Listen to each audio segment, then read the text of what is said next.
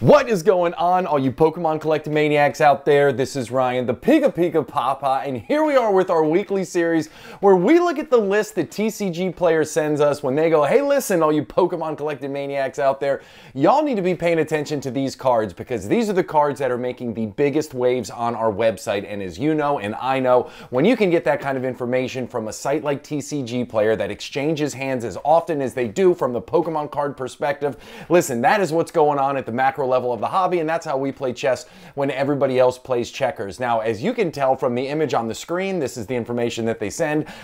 No surprises, right? We're going to talk about some big cards this week, and I get really excited when we have the opportunity to do that because whenever big cards are exchanging hands a lot on a site like TCG Player, it makes me feel really good about the hobby. I love it when a lot of people are out there splashing big cash, right? It means that they believe in the long-term prospects of Pokemon collecting. We're going to talk about some cards that are at $500, $200. Heck, we're going to talk about one that's over $1,300 right now. So whenever those types of cards are exchanging hands at high velocity on a site like TCG Player, again, it just makes me feel really good about the long-term prospects of the hobby. So with that being said, listen, I got to give my selfish plug. We do this every single week. We have a ton of fun along the way. So if you have fun while we're watching this video, hit that subscribe button if you haven't already. If you like what you see, give us a thumbs up. And if you got questions or comments, drop them down below. So without further ado, let's kick this video off the right way with the biggest card in recent memory in terms of price after launch, and that is the Pikachu Special Illustration Rare from Surging Sparks. And I thought when this was at $300 pre-launch,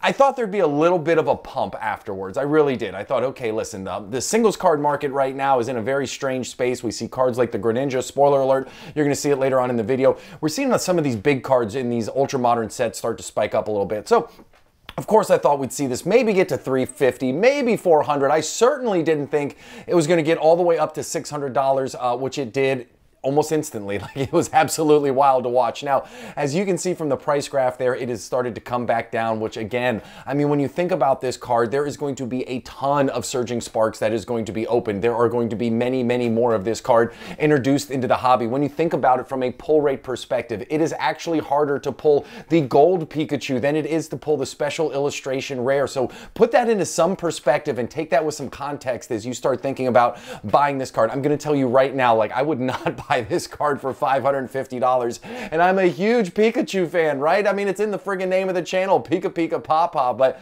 I am going to sit back and watch this card and pop some popcorn and just enjoy the show and see what happens over the long run. Maybe it'll come back down, maybe it'll do what Greninja did, maybe it's just going to stay hot the whole time.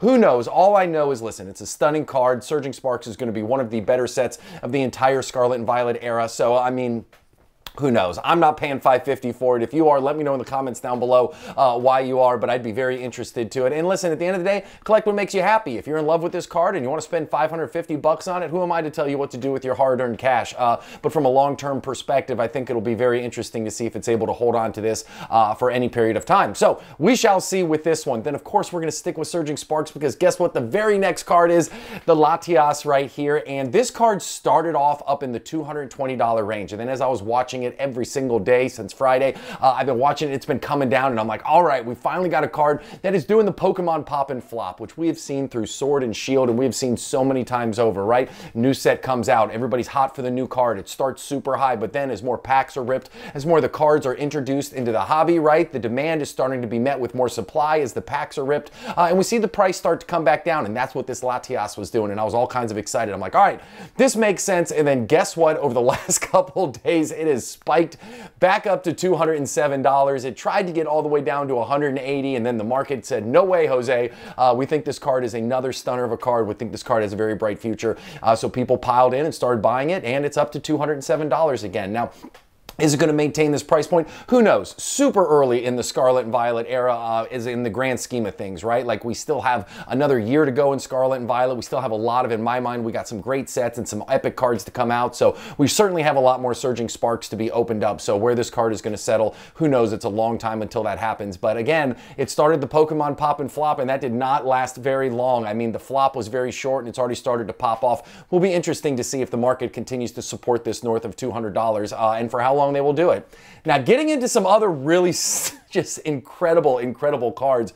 We're looking at the Umbreon right here. This is obviously the Moonbreon from Evolving Skies, the big set from the Sword and Shield era, the big chase card from the Sword and Shield era, and I'm going to be completely honest with you. I did not have this card getting up over $1,300 on my bingo list for November. I just didn't think, I don't know. I mean, I knew this card was going to perform well. I just didn't see it popping 36% over the last month, and I have a strong feeling not a lot of people saw that coming either, but I think there's a lot of excitement, right? We've talked about, you know, you have the new Evolution set, which is coming out, obviously, which is drawing a ton of excitement around it. We're going to see another Evolution card here in just a minute. And, you know, you've got the Surging Sparks, which people are chasing, the big chase cards. I think there's just a lot of excitement around these big chase cards right now, which is driving a lot of the prices up as well.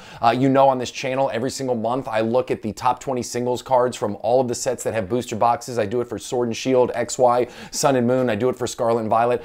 Today, I just got done putting a bow on the Sword and Shield video, and I can't wait to share it with you. And guess what? The Moonbreon isn't the only one that's taking off. So, you know, it's not just all because of prismatic evolutions, right? Like this one is taking off, but there's a lot of other Sword and Shield alt arts, the big chase cards that are taking off as well. I can't wait to share that video with you. It is fascinating to watch that move. But again, big takeaways here. And listen, this is not just about price movement, right? This is about velocity. This is about the biggest movers and shakers. I'm TCG Player, and you see these are individual days here. You see there were days where 7 Moonbreons were purchased on the website around the $1,250 mark, and then again 6 of them were purchased a couple days later, a little bit north of that, all the way at the $1,300 mark. So I mean, these cards are being bought up left and right, and it's going to be very interesting to see where this goes. And I do think, listen, we've also seen Evolving Skies booster boxes with a fast follow. So booster boxes have been taken off. This has been taken off.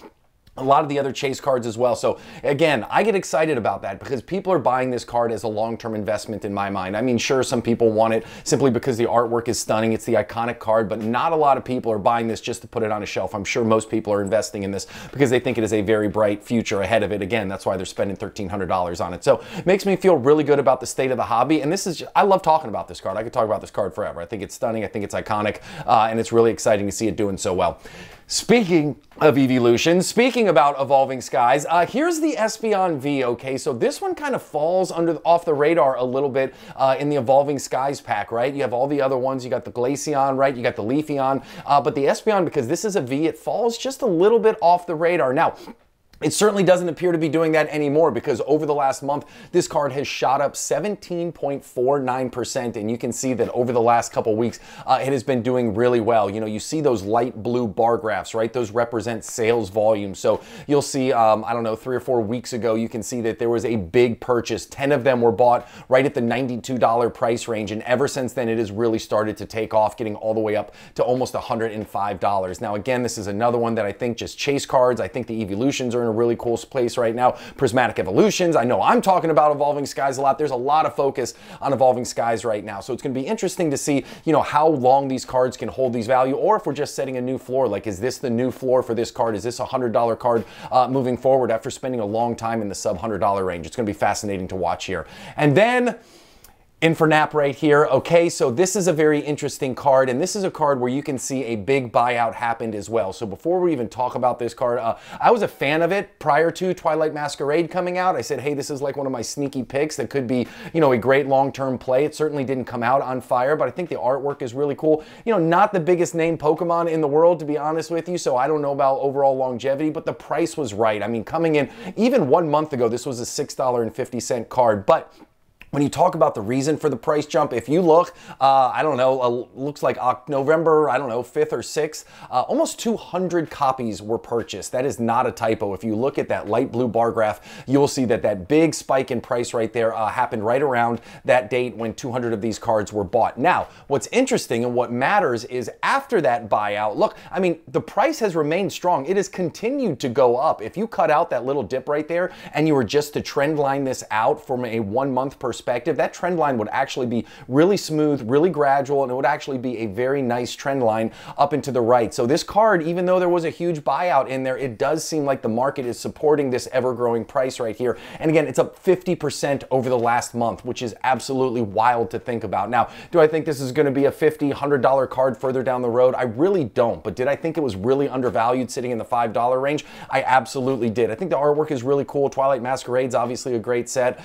So it's interesting to to see this card pop up. And now you do see that over the last couple days, it's starting to tail back down a little bit. So is it going to be able to hold on? Is it going to drop down into the $7.50 range, or is it going to fall back all the way down to the $5 range? We'll have to keep an eye on it, but you can certainly say that over the last month, even if you take out that buyout, just over the last month, if you trend line it up, this card has had a really strong month with a lot of organic growth on it. Now, the last card we're going to talk about is the Greninja, and I talk about this card all the time on the channel, and it's not because I don't like it and it's not because I love it. I just think it is fascinating. I think we are in a very interesting space from a singles card investment point. I think that there's a lot of, we talk about this sometimes. One of the sayings that I always say is, the market in the short run is a voting machine, and in the long run, it's a weighing machine. And I think that's really applicable here in the Pokemon space. So in the short run, everybody's voting. Everybody's buying cards that they think are going to be great, that they think are going to have this huge long-term opportunity for growth. But in reality, over the long run, things are going to matter. The popularity of the Pokemon, the popularity of the set, the quality of the artwork, right? Like